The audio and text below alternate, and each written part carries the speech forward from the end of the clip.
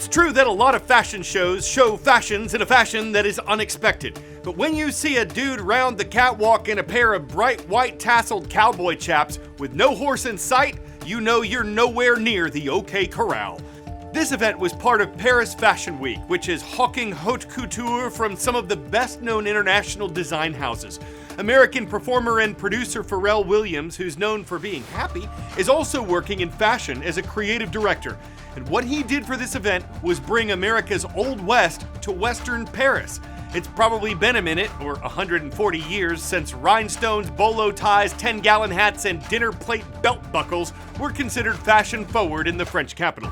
But what's more retro chic than taking something that's saddled up and sidled into the setting western sun and have it giddy up and ride again to a new dawn of style?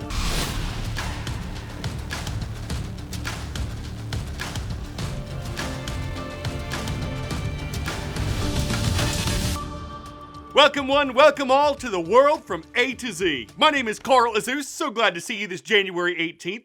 When it comes to the issue of artificial intelligence, YouTube says it opens the door to, quote, powerful new forms of storytelling. But the company also says it has policies in place that aim to keep AI from being used to mislead people. And that's a major concern, and a growing one, for citizens and governments around the world, especially with elections taking place this year that could involve billions of people. Meta, the owner of Facebook and Instagram, says it'll block ads that target Americans but that come from media that other countries control. Google says it's keeping tabs and putting limits on its AI chatbot. YouTube wants users to say whether they're posting any content that's been altered or computer generated. Here's why these plans are in place. While the US presidential election might be the highest profile, it's not the only consequential contest taking place. This is a hugely significant year for democracy. It depends how you count it or exactly what you classify as an election, but by some measures, there are at least 40 national elections happening in 2024. In absolute numbers, that's more than 2 billion people eligible to cast a ballot. Among those up for re-election, India's Prime Minister Narendra Modi, South African President Cyril Ramaphosa. British Prime Minister Rishi Sunak is also expected to call a 2024 election.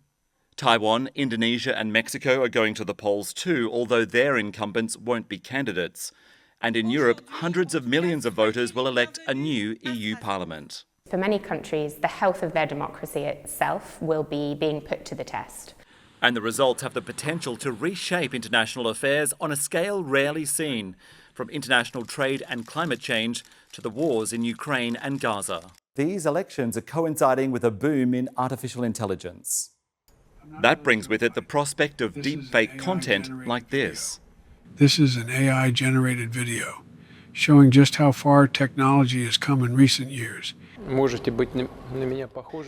Vladimir Putin, who is all but certain to be re-elected Russian president in March, appeared momentarily surprised when confronted by a computer-generated version of himself.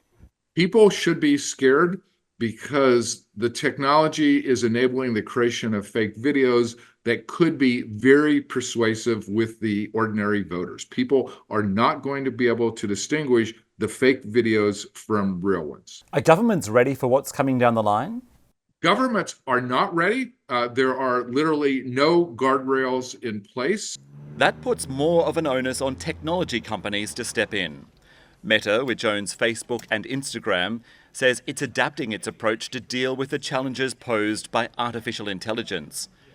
TikTok has announced partnerships with external fact-checkers to combat misinformation, and X increasingly relies on users to flag misleading content. The fact that there's been such massive job cuts to content moderation teams pretty much across all the big US social media platforms is evidence of the fact that they don't really take it seriously enough.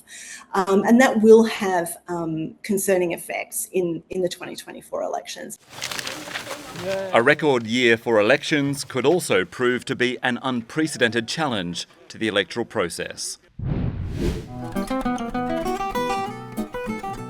On this date in world history.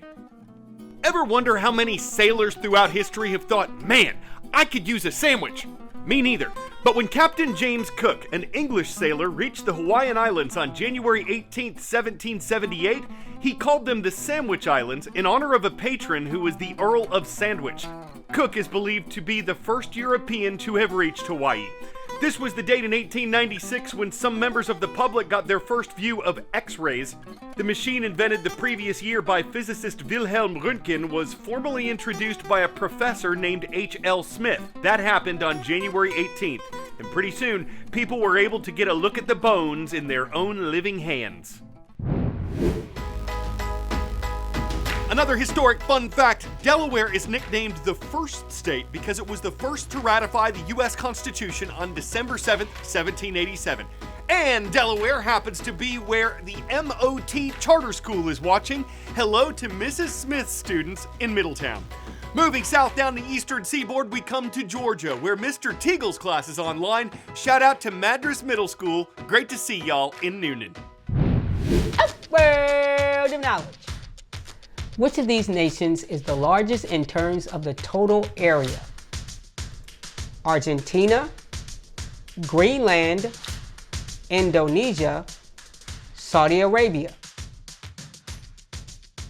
With an area that covers more than 1 million square miles, Argentina is one of the top 10 biggest countries on Earth.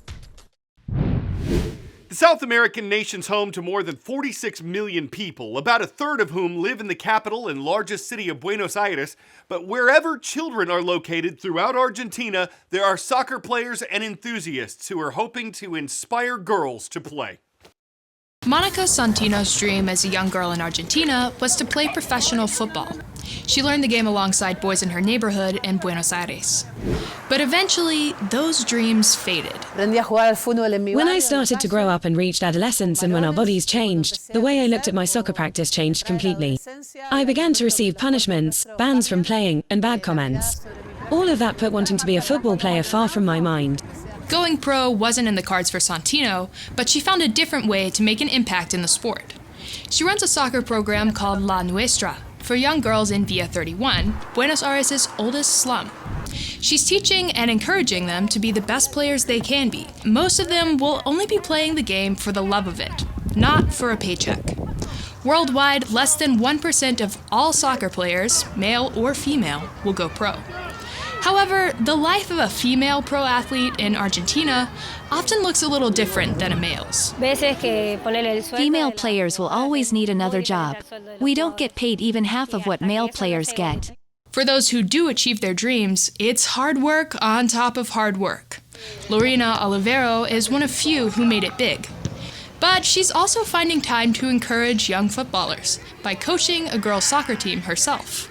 Olivero hopes that as the sport grows, programs like hers will have a better chance of giving girls access to the sport and just maybe a chance to make a career in it. The younger generation is going to be able to enjoy it, and they aren't going to have to go through what we went through. While much of America shivers in a meteorological deep freeze and more cold weather's on the way, some folks are having fun in the snow. What's crazy about this, besides the amazing detail, is that at 20 feet long and more than 5 feet tall, this great white sculpture is not much bigger than an actual shark.